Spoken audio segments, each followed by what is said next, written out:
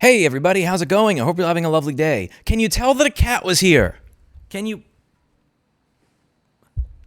tell that a f***ing cat was here? Asshole. I give this cat $3 a can cat food almost every day for 10 years, and this is how he repays me. Anyway, so today what I'd like to go over is Mayor Eric Adams seeming to reverse his stance when he was trying to get everybody to return to the office and recognizing the reality that if people are able to do their job from home, he's not going to try to force a very, very limited pool of people that are willing to work for the city of New York to go to the office when they don't have to. This comes from NBC New York. After opposing the idea for some time now, New York City Mayor Eric Adams appears to be more open to the idea of allowing city employees to work from home than he was a year ago. He pulled the plug on the idea of remote work for city employees in 2022, saying that early during his tenure as mayor, one thing that can't happen, you can't stay home in your pajamas all day. That's not who we are as a city. It was for 2 years before you got in office because of your predecessor's shit policy, but that's a topic for another video. But now it seems that Adams has evolved in the subject, acknowledging this week that we are saying to our agencies to come up with creative ways of having flexibility. That's his way of saying, my bad, bro, I'm sorry. I realize that nobody wants to work for New York City. I realize that the only people that we have that are willing to work here are people that sound like this. Okay. I guess this is nap time. Typical city employee, right? But in all seriousness, they're realizing that there's a limited pool of people that know how to do their job that are willing to work for New York City, given how miserable it is and what the low salaries are.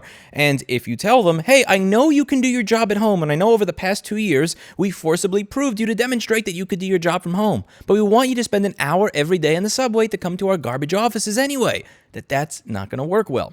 Governor Kathy Hochul has said that it has been a longer transition back to office work than anyone expected, as she too had predicted, if not demanded, a more robust return to work schedule. But now it sounds like she is opening up to the idea, whether she likes it or not. I think the mayor is simply acknowledging the reality. We have a shortage of workers, especially in government, Hochul said, adding that a more robust office pattern could still arrive down the line. I believe this is all transitional. It does not have to be the death sentence in 5 days a week ever again, but we are not quite there yet. Again. Still a little bit in la-la land, but eventually may get the idea.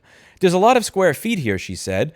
Catherine Wild of the Pro-Business Partnership for New York City said the numbers tell the story. Fewer than 10% of office workers are back 5 days a week, she said. I think the mayor is getting the message that the world has changed. Somebody that actually is dealing with reality. Thank you, Catherine.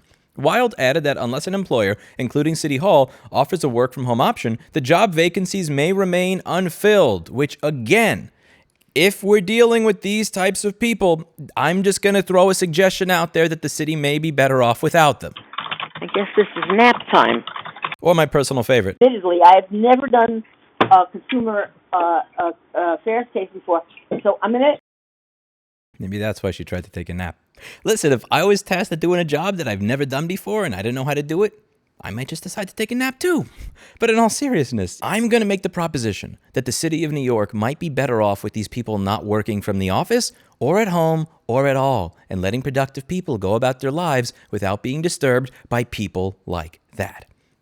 We're going to have to work with the employees. They are driving the bus here, said Wild. Again, this woman understands it. Catherine Wild understands the current market dynamics, and she is not living in fantasy land. Awesome.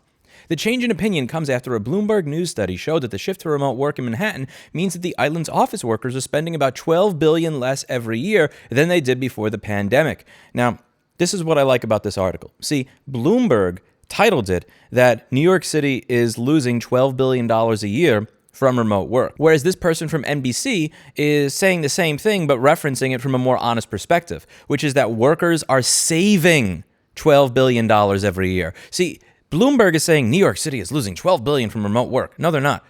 Workers are saving $12 billion. That is money that is being invested in their local communities and their local schools, money that's going into mutual funds, treasuries, investments, them just improving their houses, or them just living a better life than they otherwise would have, wasting money commuting every single day to an office that they don't need to be in. You see, the problem that I have with that terminology is when you say New York City is losing $12 billion from remote work, rather than workers are saving $12 billion not commuting and wasting money on $18 salads, is that you're making it sound like New York City has an entitlement to that money. They don't have to work to earn it. They don't have to present you with a compelling case to come into the city and make it actually habitable and enjoyable rather than something that's miserable to do.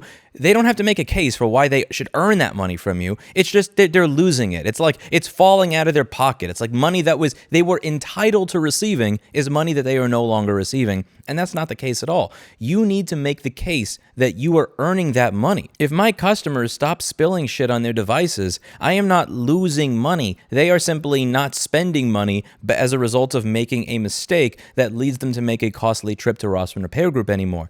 And at that point, I would then have to come up with some different products and services that would compel customers to actually decide to come onto my business. It's not money that I'm entitled to, and the entitlement is the thing that bothers me so much here. Workers are spending about 30% less time in the office, which has cut their annual near the office spending on food, entertainment, and the like by an average of nearly $4,700 per person, according to the outlet's analysis of data from Stanford University. While the same is happening in other big cities, the cost on a per-person basis is more than 50% worse in New York City than anywhere else, Bloomberg found. The study tracks with other data sets that suggest nearly 3 years after New York City's first COVID case, people simply have not returned to full-time in-office work. However, some neighborhoods, mainly more residential ones, have seen a surprising boost as people who work from home pop out for lunch and shop at places not used to midday business. Yeah, I mean, look. You can't, that's not who we are. We don't spend our time in our pajamas all day. Except for the 2 years where we legally forced you to spend time in your pajamas all day. You can't, people are not light switches. The economy is not a light switch. Human behavior is not a light switch. You don't just magically pull levers and control it. And if you try to, there are consequences and you have to deal with them. And if any of you are interested in what I was playing, this is a 3.5-hour phone call with somebody from the city of New York. If you just want to get an idea of what it's like to deal with a city employee, and I have painstakingly timestamped every single ridiculous thing in here, including my favorite part, which is when she mentions that 3 hours into the call, it is nap time. I swear, it's like they want a reincarnation of Marvin Haymeyer when you listen to phone calls like this. Anyway, let me know what you think in the comments down below. What do you think of New York City's idea on remote work? And what do you think of Mayor Adams finally starting to wake up to the idea that he doesn't get to control human behavior?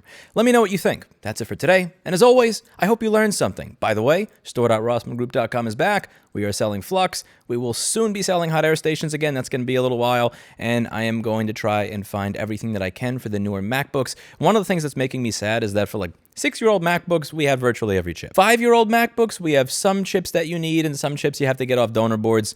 And for the newest ones, like my employees are telling me they get everything off donor boards because they can't buy any of the parts that they actually need. I'm going to try and see if I can fix that a little bit and add some stuff to the site that we're using on a regular basis to fix the newer devices. But I apologize if I'm not able to find it. Such is life when you're dealing with a company that goes out of their way to try and keep you from working on your own stuff. But keep store.rossmangroup.com in your minds and in your hearts over the next coming months, because I will be adding some stuff to it as I can. And thank you very much to everybody who placed orders as soon as we reopened. Pleasure doing business with you all. See you in the next video. Bye now.